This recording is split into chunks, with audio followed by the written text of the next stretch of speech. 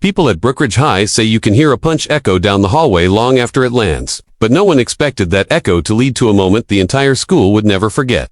Because on her first day, a quiet new girl named Emily Carter was told to move from a bench she sat on. And when she refused, one of the most feared boys in school swung at her hot. Seconds later, everyone watched in shock as Emily stood up, wiped the blood from her lip, and with a single, controlled strike, broke his nose cleanly in front of everyone.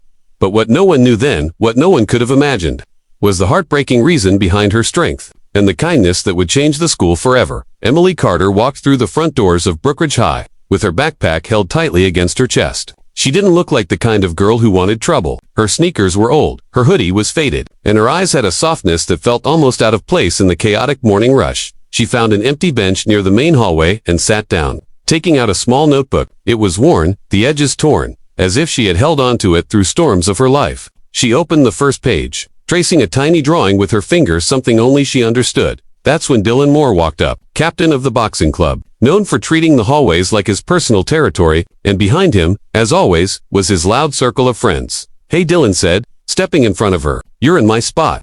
Emily looked up calmly. "I'm just sitting for a minute. There's plenty of other places." Dylan laughed. "Maybe you didn't hear me. Move." When she didn't, the hallway suddenly grew silent. Everyone knew Dylan didn't like being told no. His friends were already pulling out their phones. Emily's fingers tightened around her notebook, but her face remained steady. "I'm not moving," she said softly. What happened next felt slow motion. Dylan's face twisted with anger. He swung fast, reckless, fueled by pride. His fist caught Emily across her cheek, knocking her sideways off the bench. Gasps filled the air. Phones lifted higher. Teachers were nowhere in sight. Emily sat still for a moment. A small line of red slid from her lip. The crowd leaned in, some expecting her to cry, some expecting her to run. Instead, she stood with the kind of posture you only see in people who've survived things no one else knows about. Dylan smirked. "Gonna cry?" Emily shook her head. "No, but you're going to regret that."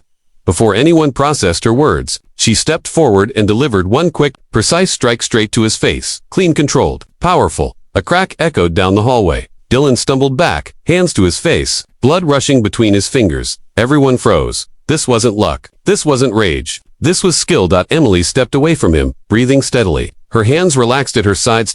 And then the whispers started. She broke his nose. With one hit. Who is she? But Emily didn't celebrate. She didn't smile. She just walked away, touching the notebook through her pocket as if it was the only thing grounding her. The principal came running. Dylan was escorted to the nurse, shouting threats the whole way. Emily was taken to the office too, but she stayed silent the entire time. Because this wasn't the first time she had to defend herself. And it wasn't the fight that hurt her the most. It was the memory she carried everywhere she went.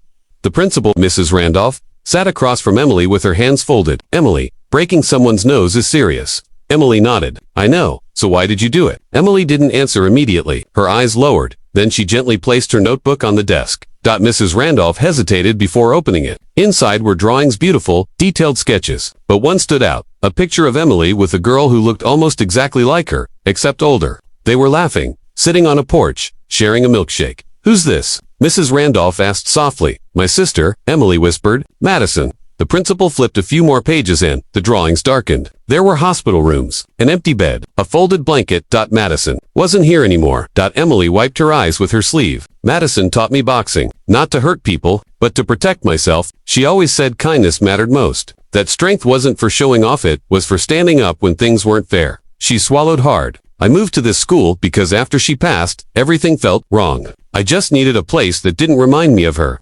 Mrs. Randolph's voice softened. "And Dylan, he reminded me of the boys who used to pick on Madison," Emily whispered. "She was sick, and they still pushed her around. I swore I'd never let anyone walk over me again." Silence filled the office. Mrs. Randolph closed the notebook gently and returned it. "Emily, defending yourself is one thing, but this school needs someone like you, someone who knows strength isn't the same as bullying. You could help us change things here, if you choose to." Emily nodded slowly. She didn't know what that meant yet, but it felt like a door opening instead of another one closing.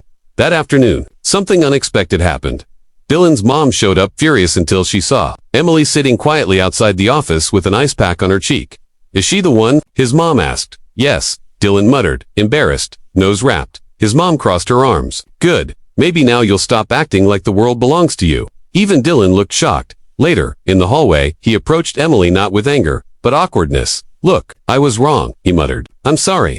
Emily nodded. "Thank you." It was small, but it was a start, and for the first time since Madison's passing, Emily felt something warm in her chest. Hope, because kindness wasn't weakness, and strength didn't always look like a punch. Sometimes, it looked like forgiveness.